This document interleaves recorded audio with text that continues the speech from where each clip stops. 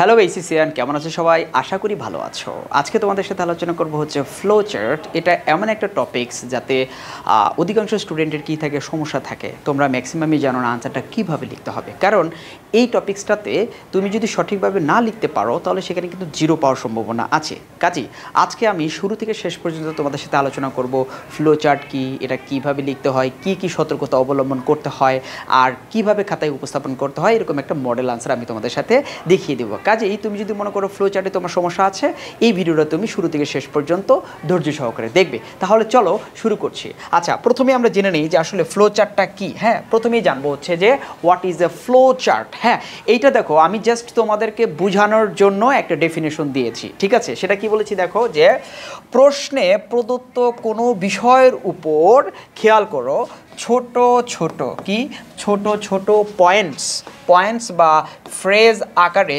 তথ্যের ধারাবাহিক উপস্থাপনাকে কি বলা হয়? ফ্লো চার্ট বলা হয়। তার মানে তোমাকে একটা কোশ্চেন দেবে, সেই কোশ্চেনে তোমাকে একটা ডিরেকশনস দেবে, ওই ডিরেকশনস বা সাবজেক্ট ম্যাটার দেবে, ওইটার উপরে তোমাকে ছোট ছোট পয়েন্টস বা ফ্রেজ আকারে কী করতে হবে? আনসারটার উপস্থাপন করবা। আর এই উপস্থাপনাটাকেই বলা হচ্ছে ফ্লো চার্ট, ঠিক আছে? এবং আরেকটা কথা ভালো করে মনে রাখবা, সেটা কিন্তু ধারাবাহিকভাবে উপস্থাপন করতে হবে। এমন না যে তুমি মাঝে মাঝে থেকে নিলা, আবার ব্রেক করলা, আবার ফিরে আসলা, সেখান থেকে নিলা, তা না। একটা ধারাবাহিকতা মেনটেন করে তোমাকে আনসারটা রচনা করতে হবে। তাহলে আসো, আমরা যদি একটা কার্যকরী ফ্লো চার্ট লিখতে চাই তাহলে আমাদেরকে 8টা পয়েন্টস মাথায় রাখতে হবে। 8টা পয়েন্টস মাথায় রাখতে হবে। আমি একটু বলে দিচ্ছি, দেখো কি হবে। দেখো, how to write a flow chart. প্রথম পয়েন্ট বলছে নো ফুল সেন্টেন্স। অর্থাৎ ফ্লো চার্টের সবচেয়ে বেশি ভুল যেটা আমরা করি, আমরা পূর্ণাঙ্গ সেন্টেন্সে লিখে থাকি। আসলে আনসারগুলো পূর্ণাঙ্গ সেন্টেন্সে লেখা যাবে না। পূর্ণাঙ্গ সেন্টেন্স বলতে আমি কি বুঝাচ্ছি, ধরো তুমি লিখলে, অনেকেই লেখে সাবজেক্ট, তারপরে লেখে কি ভার্ব, তারপরে লেখে কি আদার ওয়ার্ডস, এইভাবে লেখে। বাট এইভাবে লেখা যাবে না, ঠিক আছে? আর মোস্ট ইম্পর্টেন্টলি তোমাকে কিন্তু একটা মডেল আনসার দেওয়া থাকবে, ওইটার মতো করে ধারাবাহিকভাবে তোমরা লিখবা। ওকে, ফাইন। প্রথম পয়েন্ট গেল। দ্বিতীয় পয়েন্ট দেখো, শর্ট নোটস, পয়েন্টস বা ফ্রেজ। তোমাকে আনসারগুলো কিন্তু সবসময় কি থাকবে দেখবা, হয় শর্ট নোটসে পয়েন্টস বা ফ্রেজ আকারে দেওয়া থাকবে। তুমি কি করবা? আনসারগুলো ওই ফ্রেজ আকারেই লেখার চেষ্টা করবা, ঠিক আছে? নাম্বার 2 কি বলছে দেখো, ফার্স্ট লেটার ইন ক্যাপিটাল। প্রত্যেকটা আনসারের তুমি যে প্রথম যে ওয়ার্ডটা লিখবে না ভাইয়ারা, ওই ওয়ার্ডের প্রথম লেটারটা কি লিখতে হবে? ক্যাপিটালে লিখতে হবে। বাট আমরা কি করি? আনফর্চুনেটলি ছোটো হাতে লিখে ফেলি, ঠিক আছে? এইটা করা যাবে না। তুমি তোমার যে আনসারটুকু লিখবা, ওই আনসারের প্রথম যে ওয়ার্ডটা লিখলা, সেই ওয়ার্ডের প্রথম লেটারটা কি লিখতে হবে? ক্যাপিটালে লিখতে হবে, ঠিক আছে? পয়েন্ট নম্বর ডি কি বলছে দেখো, নো ফুল স্টপ। দেখো, আমাদের কিন্তু একটা হ্যাবিট আছে যে কোনো কিছু লেখার পরে আমরা কি করি? ফুল স্টপ দিয়ে রাখি। এখন যেহেতু তোমাকে বলা হয়েছে আনসারগুলো কি লিখবা? ফ্রেজ আকারে লিখবা, বা পয়েন্টস বা শর্ট নোটসের পরে কি তুমি কখনো ফুল স্টপ ব্যবহার করো না? তুমি তো ফুল স্টপ ব্যবহার করো পূর্ণাঙ্গ সেন্টেন্সের পরে, ঠিক আছে?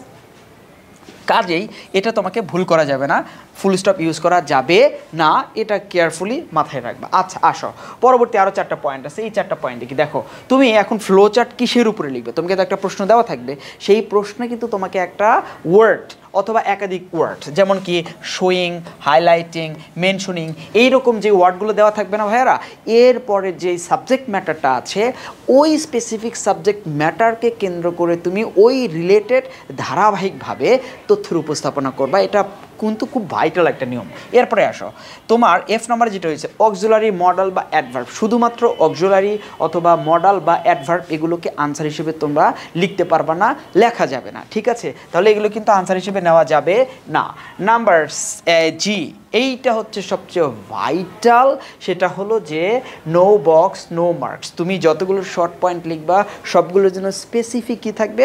একটা একটা করে বক্স থাকবে। আমি তোমাদেরকে একটা মডেল আনসার দেখাবো, ওইভাবে তোমরা উপস্থাপন করার চেষ্টা করবা। মনে রাখবা, no box no marks, no box no marks. এবার আসো, তুমি প্রত্যেকটা আনসার কি করবা?